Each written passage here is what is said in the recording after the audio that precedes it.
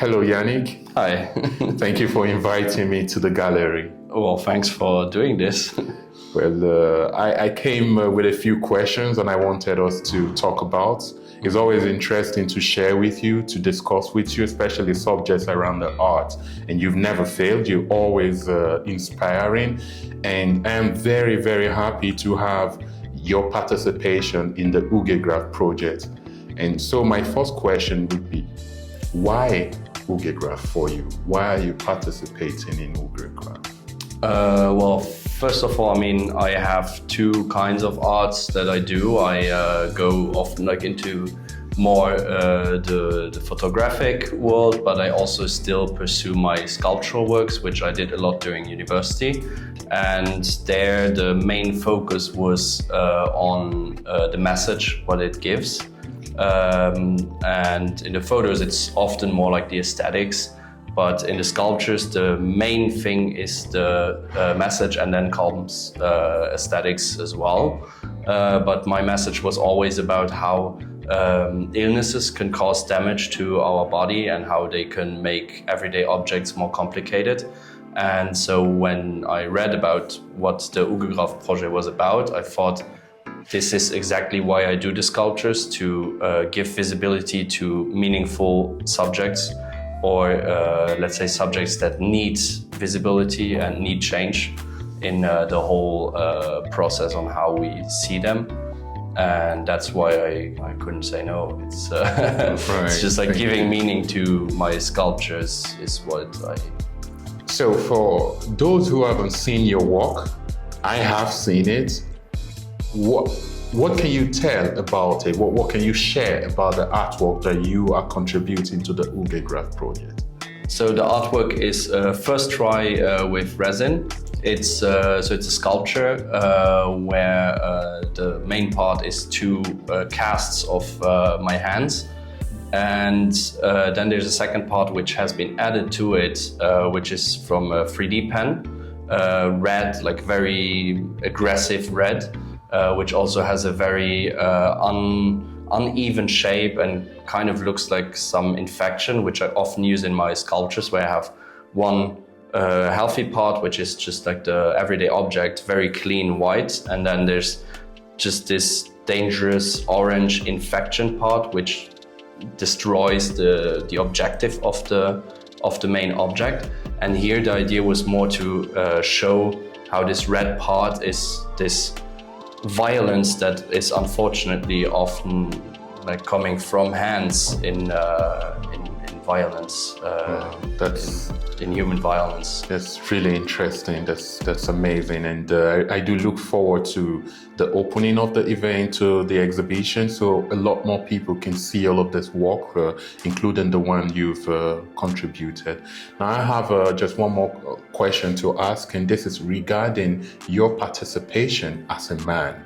Now it is quite obvious to anyone who cares about the subject that the larger number of people who are the aggressors, who are the perpetrators of such a crime, are usually men. So how do you feel comfortable participating in this and using your art now as a platform to raise awareness about the subject? How comfortable are you about this? I have to say, of course, it's a bit complicated, as I could never imagine how you feel if you are in this situation.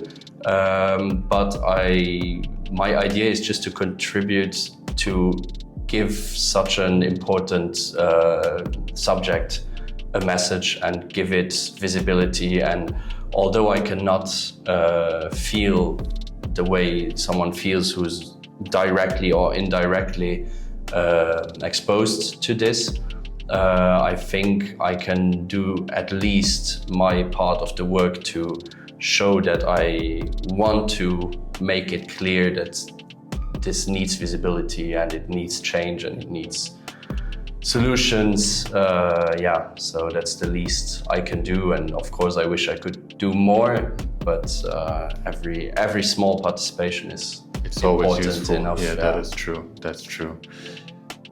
The subject of domestic abuse and the violence in society is very often regarded as a taboo subject, so people never really discuss it. But so is the destruction of artworks. For us artists, it is just something that we cannot really put up with, right? I can't imagine my works getting destroyed. How do you feel about this, knowing that at some point in the exhibition, your works will be destroyed? They will be transformed into something that you have no control over. How do you feel about this?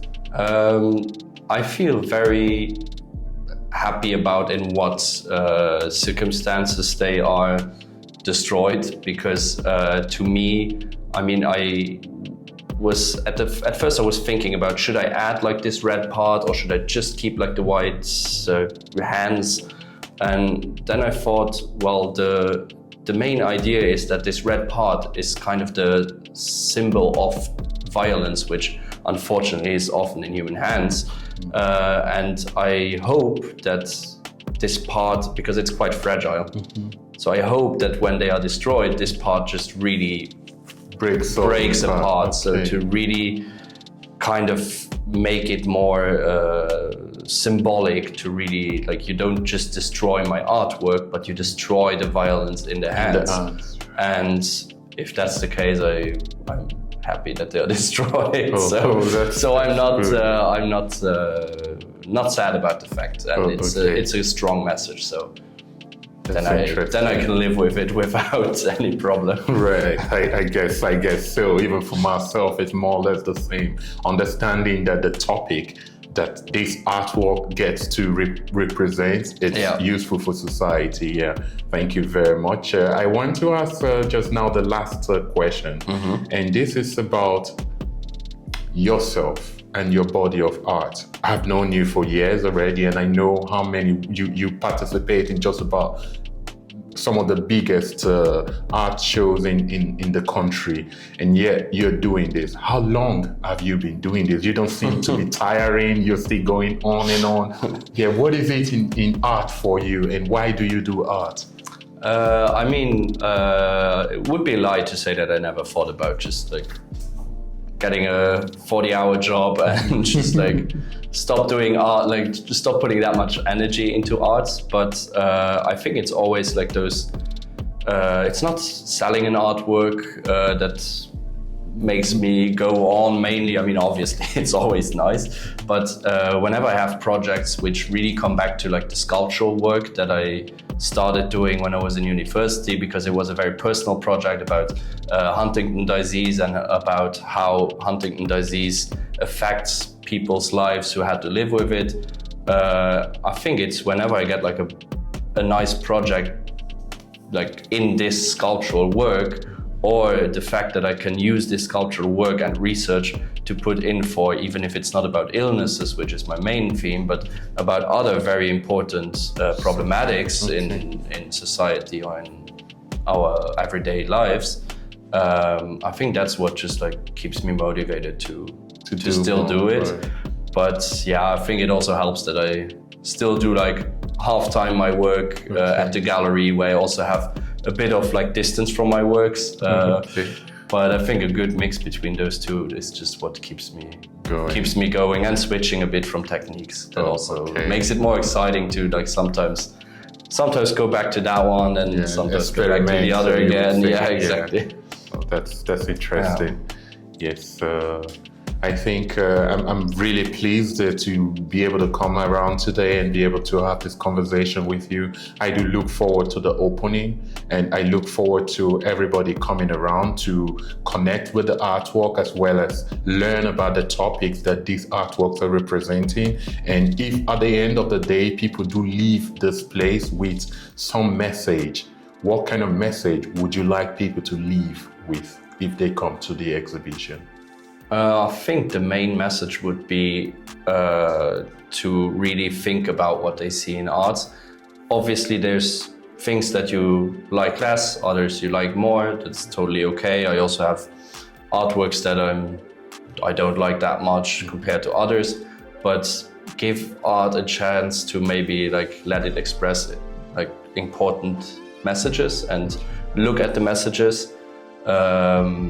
and just enjoy it. And if you don't enjoy it, that's fine as well, but give it a chance to like reach you and maybe explain what it tries to say. Okay, thank you very much. It's been a good time with you. Thank you, Yannick. Same. Thank you. As always.